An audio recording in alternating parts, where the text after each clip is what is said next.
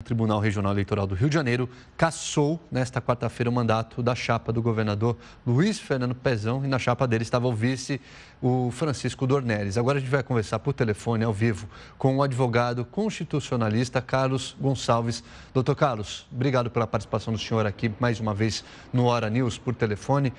Doutor, a gente viu, a chapa foi cassada, mas o governador continua no mandato por enquanto? O que a lei diz sobre isso? Ele não teria que deixar o cargo imediatamente? Bom dia, Nola. É um prazer conversar com você e com seus telespectadores.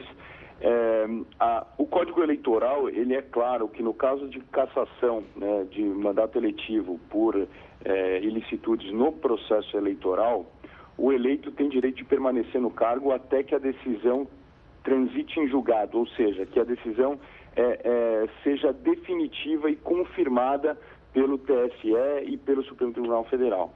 Uhum. E há um prazo para isso, doutor?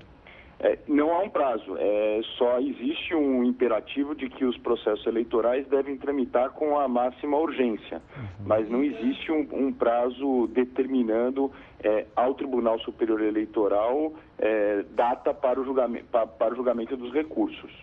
Doutor, caso o TSE agilize esse processo, perdão, o TRE agilize esse processo, o que acontece na sequência? Uma nova eleição ou assume, de repente, o presidente da Assembleia Legislativa?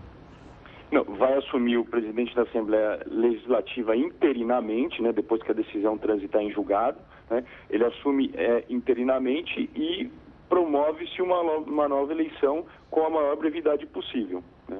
E isso tudo deve se realizar uma nova eleição direta, ou seja, consultando todos os eleitores, se a decisão do TSE é confirmada pelo Supremo Tribunal Federal ocorrer até 6 meses antes do término do mandato.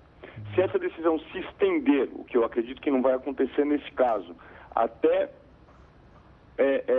6 meses antes, até no período que compreende 6 meses, os 6 meses finais do mandato, nesse caso, a eleição será uma eleição indireta pela Assembleia Legislativa do Rio de Janeiro.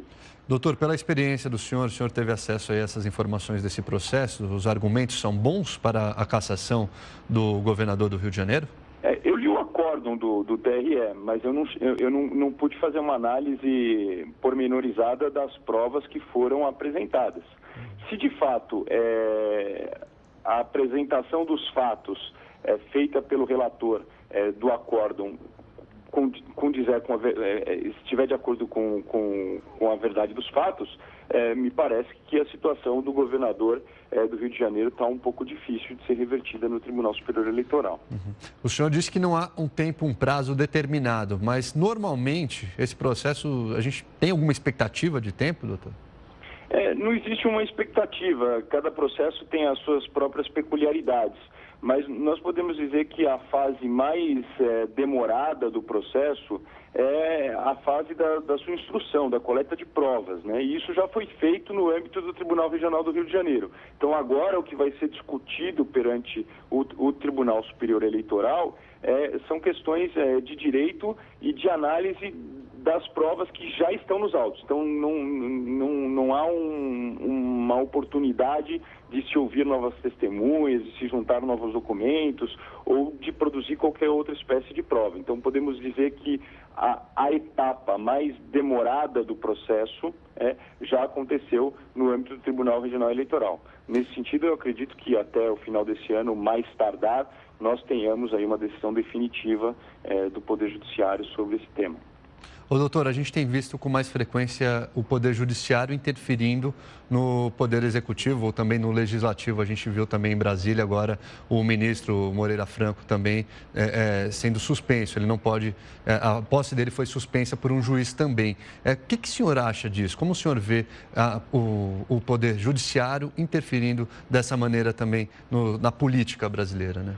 Exatamente. Neste caso, o Poder Judiciário está agindo de maneira a controlar, vamos dizer, a própria expressão máxima da soberania popular que se dá pelo voto, né?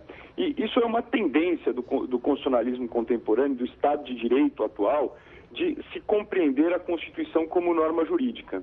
Então, se antigamente nós pensávamos que o povo é o detentor do poder político que o exerce de maneira ilimitada, numa visão mais contemporânea, nós temos visto que o povo é sim o detentor do poder político, mas ele deve exercê-lo exatamente nos termos da Constituição.